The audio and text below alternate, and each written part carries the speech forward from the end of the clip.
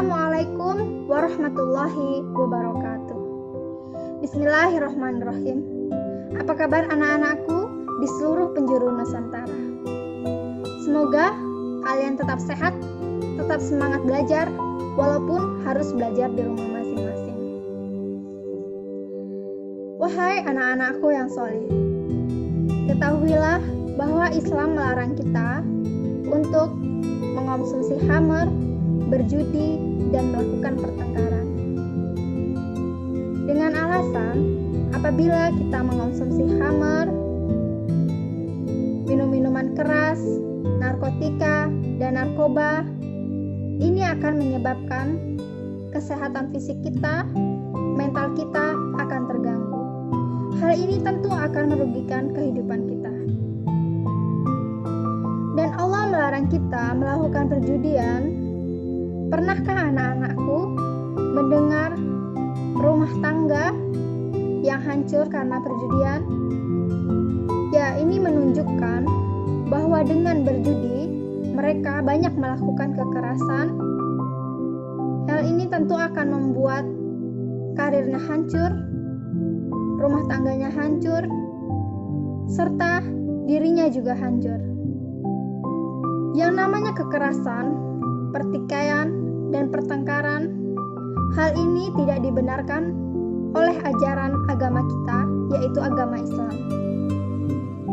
Karena ajaran agama Islam mengajarkan kepada kita bahwa kita harus hidup selalu berdampingan untuk hidup tentram, aman, dan damai.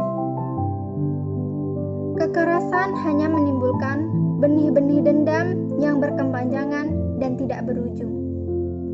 Hal ini tentu tidak dibenarkan oleh Allah Subhanahu wa Ta'ala. Hal ini tentu membuat kehidupan kita merasa tidak tenang dan aman. Pendidikan agama Islam dan budi pekerti ini akan kita bahas bersama saya, Sinar Kumalasari, dari program studi pendidikan agama Islam STAI Sangatta Kutai Timur. Untuk selengkapnya, mari kita simak bersama. Mengawali pembelajaran kita pada hari ini, mari anak-anakku sekalian, kita membaca doa. Semoga ilmu yang akan kita pelajari mendapatkan berkah dan manfaat. A'udzu billahi minasyaitonir rajim. Bismillahirrahmanirrahim. Alhamdulillahi rabbil alamin. Ar-Rahmanir-Rahim. Maliki yaumiddin. Iyyaka na'budu wa iyyaka nasta'in. Ihdinas siratal mustaqim. Siratal ladzina an'amta 'alaihim ghairil maghdubi 'alaihim waladdallin.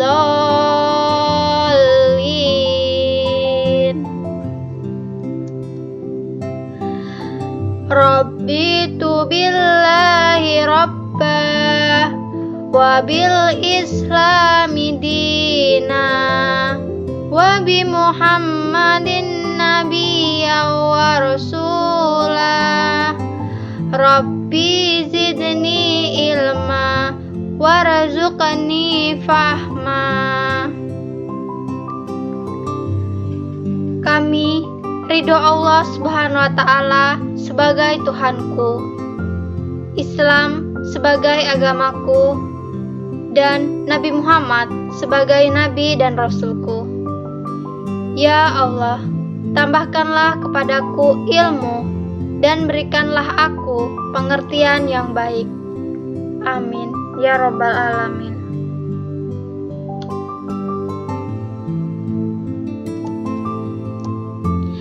Adapun tujuan pembelajaran kali ini yaitu yang pertama, membaca Quran Surah Al-Maidah ayat 90 hingga 91 dan 32 dengan baik dan benar.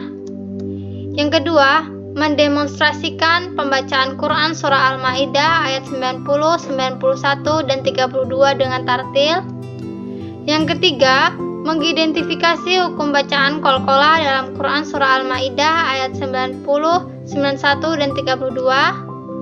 Dan yang terakhir adalah menjelaskan hukum bacaan qalqalah sebagaimana terkandung dalam Quran Surah Al-Maidah ayat 90, 91, dan 32 dengan benar. Mari anak-anakku kita menyimak bacaan Quran Surah Al-Maidah ayat 90, 91, dan 32 dari Imam Masjidil Haram tentang bacaan dan tulisan sambil mengevaluasi bacaannya.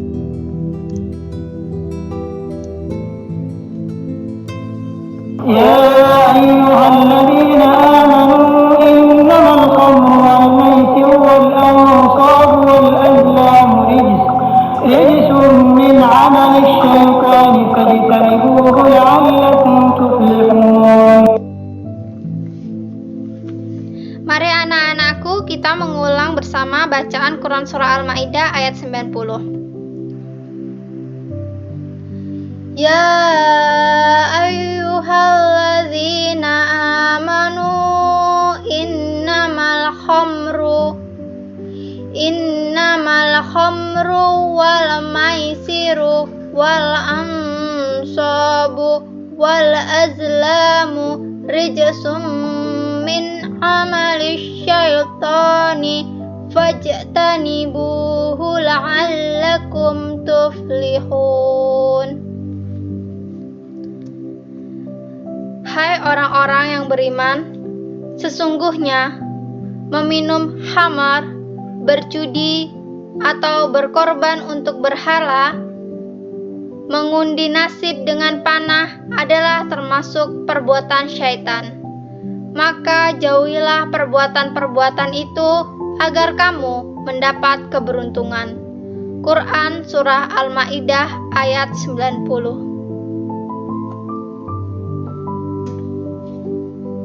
Baiklah anak-anak, kita lanjut ke ayat Quran Surah Al-Maidah ayat 91. إنما يريد الشيطان أن يوقع بينكم العداوة والبغضاء في الخمر والميسر ويصدكم عن ذكر الله وعن الصلاة فهل أنتم منتهون. Mari kita ulang bacaan bersama-sama. Innama yuridu syaitanu an yuqi'a bainakumul adawata wal baghdha'a fil khamri wal maisiri wa yasuddakum an dzikrillahi wa anis sholah fahal antum muntahun.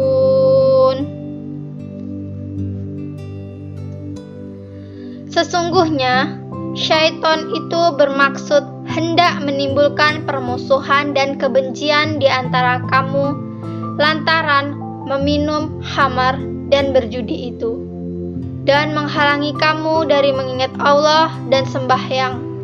Maka berhentilah kamu dari mengerjakan pekerjaan itu. Quran Surah Al-Maidah ayat 91.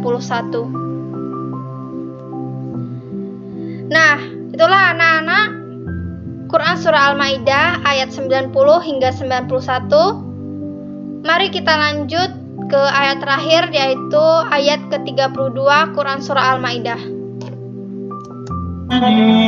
من أجل ذلك كتبنا على بني إسرائيل أنه من قتل نفسا بغير نفس أو فساد في الأرض فكأنما قتل الناس جميعا ومن أحياها فكأنما أحيا الناس جميعا ولقد جاء بالبينات ثم إن كثيرا منهم بعد ذلك في الأرض لمسرفون. Mari anak-anakku, kita ulang bacaan Quran Surah Al-Maidah ayat 32 secara bersama-sama.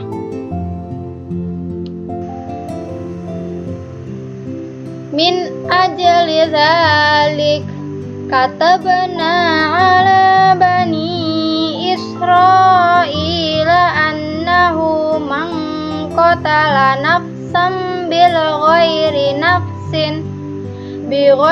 nafsin aw fasadin fil ardi faka'annama qatalan nasa jami'a wa man ahyaha faka'annama ahyan nasa jami'a walaqad ja'athum rusuluna bil bayyinati summa inna katsiran minhum ba'da dzalika fil ardi lamusrifun.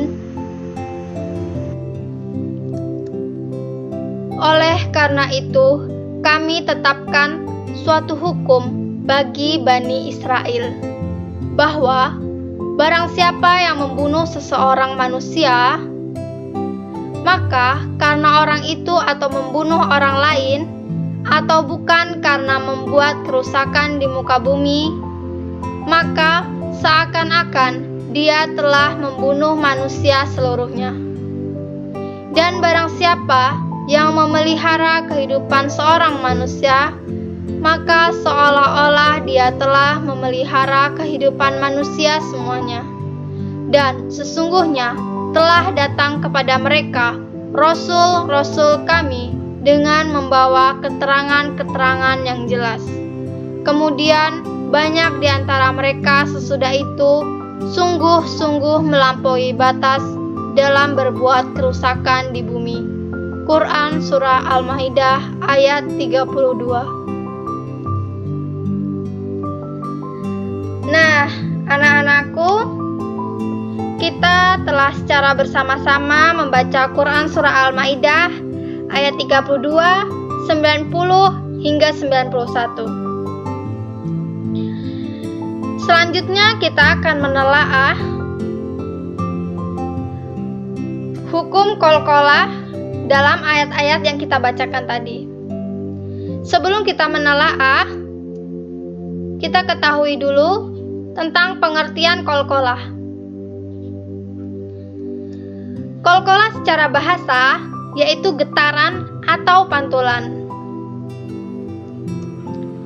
Dan qalqalah menurut istilah yaitu pantulan atau getaran suara ketika membaca huruf al-qalqalah yang berharakat sukun ataupun disukunkan.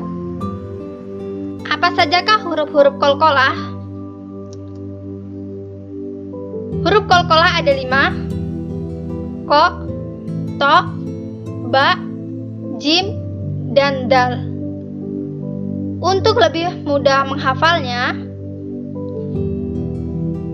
bisa kita baca dengan baju di toko, atau bisa juga dengan qad bujat.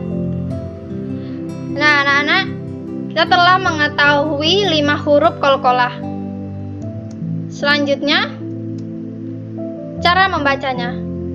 Yang pertama, memantulkan ketika sukun atau disukunkan. Yang kedua, mengucapkan vokal pantulan hanya setengah dari harakat fathah. Yang ketiga, mengeluarkan bunyi pantulan hampir sama kuatnya dengan ketika harakat fathah atau kasroh atau domah. Yang keempat, mengalirkan suara pantulan. Yang kelima, apabila mewakafkan qalqalah bertasydid, maka penuhi dulu tasydidnya, baru vokal fathah, domah atau kasroh setengah harokat.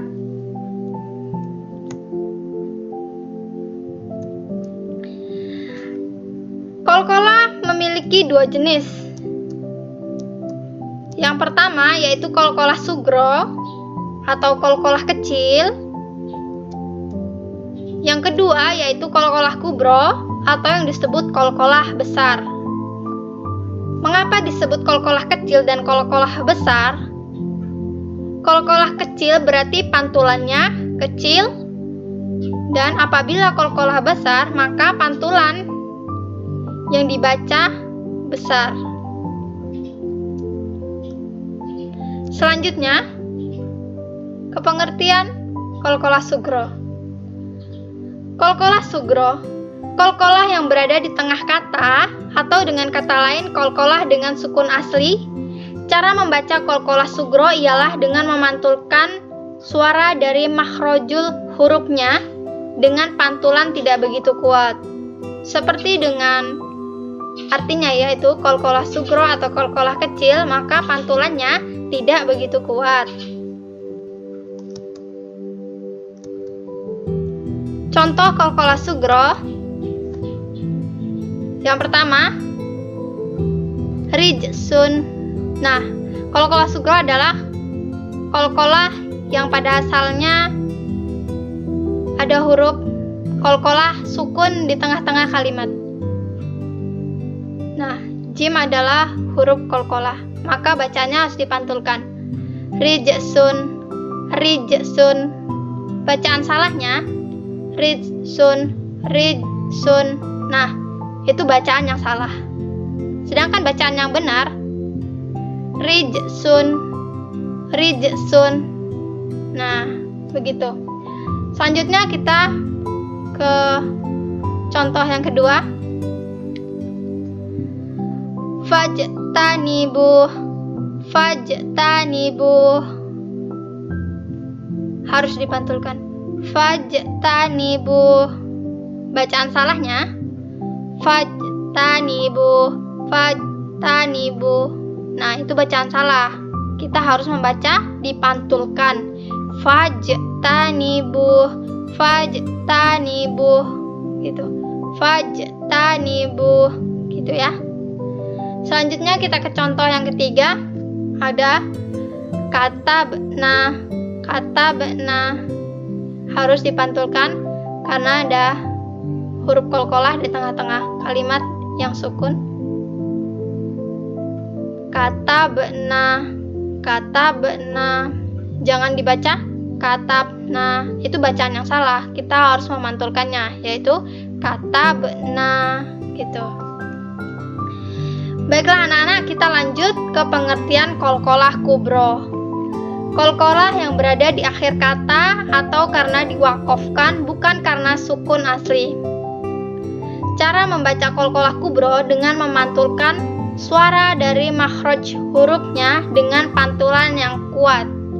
Seperti kita ketahui tadi, pengertian qalqalah kubro yaitu qalqalah besar, maka pantulannya yang kita keluarkan harus besar, harus kuat, ya. Langsung saja kita ke contohnya. Contoh qalqalah kubro. Yang pertama ada bacaan Dzatil buruj.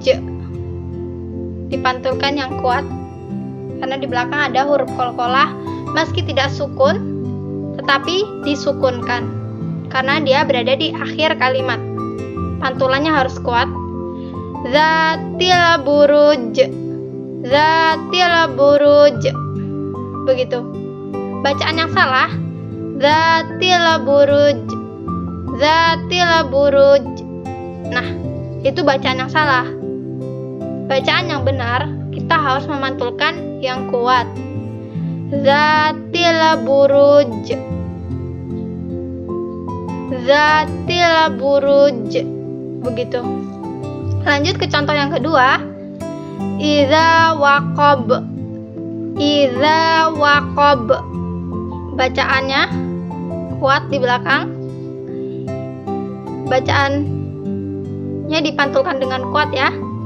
Idza waqab. Bacaan yang salah idza waqab, idza waqab. Nah, itu bacaan yang salah. Bacaan yang benar adalah dipantulkan dengan kuat. idza waqab. Begitu. Lanjut ke contoh yang ketiga, ada birabbil falaq. Birabbil falaq. Birabbil falaq. Ya, dipantulkan dengan kuat. Bacaan yang salah, birabbil falaq. Birabbil falaq. Nah, itu bacaan yang salah. Bacaan yang benar adalah birabbil falaq. Birabbil falaq. Begitu. Catatan qalqalah kubro bertasydid, yaitu sempurnakan dulu tasydidnya. Contohnya ada watab. Watab. Kita harus menyempurnakan dulu tasydidnya, kemudian qalqalahnya. Watab. Begitu. Watab. Ada contoh yang kedua, yaitu wal hajj. Wal hajj. Wal hajj. Begitu. Ada contoh yang ketiga, yaitu bil haqq. Bil haqq. Nah, kita harus menyempurnakan tasydidnya, kemudian qalqalahnya. Baiklah anak-anak, kita lanjut ke mengidentifikasi ayat Quran Surah Al-Maidah yang telah kita bacakan sebelumnya, yaitu Quran Surah Al-Maidah ayat 90, 91, dan Quran Surah Al-Maidah ayat 32. Mari kita identifikasi secara bersama-sama. Di Quran Surah Al-Maidah kita menemukan qalqalah, yaitu rijsun dan fajtanibuh. Ya. Kita lanjut ke Quran Surah Al-Maidah ayat 91. Baik, kita identifikasi apakah ada qalqalah di Quran Surah Al-Maidah ayat 91.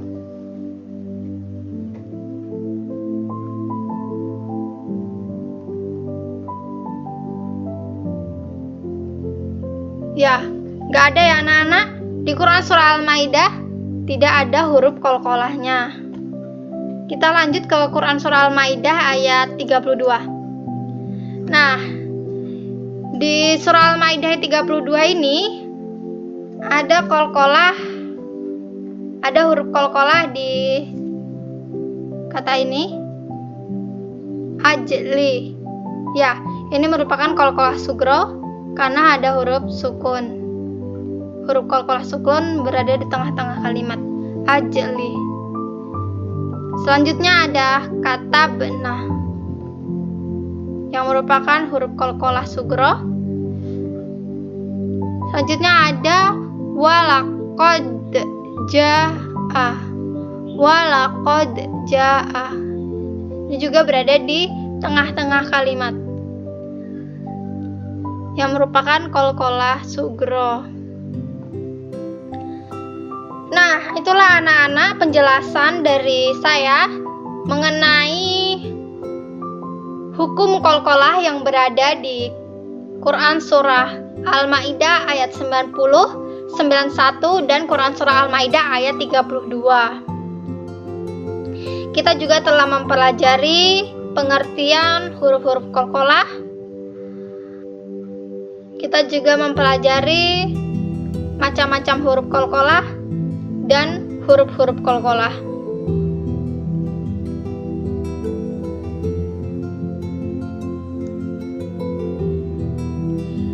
Sekian penjelasan dari saya.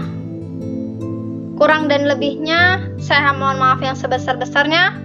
Wabillahi taufik wal hidayah. Wassalamualaikum warahmatullahi wabarakatuh.